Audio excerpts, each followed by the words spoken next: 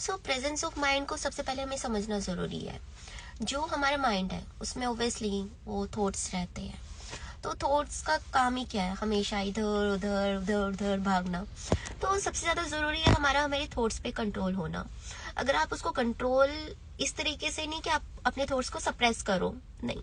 अगर कभी भी ओवर थिंकिंग होती है, कुछ भी होता है, just give a relevant thought to your mind कि क्या जो मैं सोच रहा हूँ या सोच रही हूँ, क्या वो रिलीवेंट है। अगर वो रिलीवेंट है तो कितना रिलीवेंट है, और अगर वो उसकी रिलीवेंस से हमें लगता है कि हाँ ये रिलीवेंट है और इसकी इम्पोर्टेंसी इतनी है, तो हमें उस चीज के ऊपर एक्शन लेना चाहिए।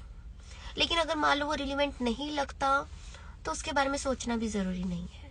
और अगर जब हमें पता है कि वो उस टाइम पे जरूरी नहीं है, तो ऑब्वियसली फिर हम ये सोच अपने दिमाग को ये प्रोग्रामिंग कर सकते हैं कि हाँ इसके बारे में हम थोड़ी देर में सोच सकते हैं। सो जो प्रेजेंस ऑफ माइंड है वो डायरेक्टली कनेक्टेड है अपने थॉट्स से। आपके जैसे थॉट्स रहेंगे, आपके जो पैटर्न्स रहेंगे, उसके अकॉर्डिंग आप एक्ट एंड रिएक्ट करोगे। सो एंड सबसे पहला जो तरीका आता है जब आपका माइंड बहुत ज़्यादा ऑक्यूपाई रहता है, तो उसमें सबसे पहले आपका एक ही वे है जिसमें आप प्रेजेंस ऑफ माइंड में आ सकते हो।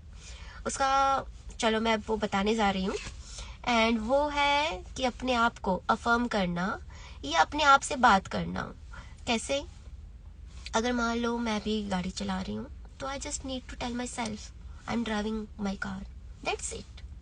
अगर मैं कुछ काम कर रही हूँ या बुक रीड कर रही हूँ, तो जस्ट मुझे अपने आप को कहना, यार मैं बुक पढ़ रही हूँ।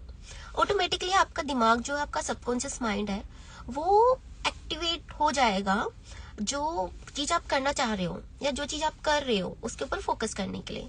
Just affirm, just say what ever, because जो भी हम बोलते हैं उसके ऊपर हमारी बॉडी एक्ट करती ही करती है, हमारे सेल्स एक्टिव हो जाते हैं।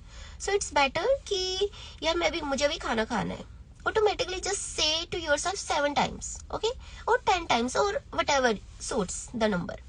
तो जैसे जैसे आप बोलोगे ऑटोमेटिकली आप फील करोगे, जब आपने कहा यार मैं खाना खा रही हूँ। अगर आप फोन यूज कर रहे हो तो थोड़ा सा फोन को यूज करना कम हो जाएगा। अगर फिर सेकंड जब आप बोलोगे तो ऑटोमेटिकली आई थिंक आपका स्पून पकड़ने का स्टाइल चेंज हो जाएगा।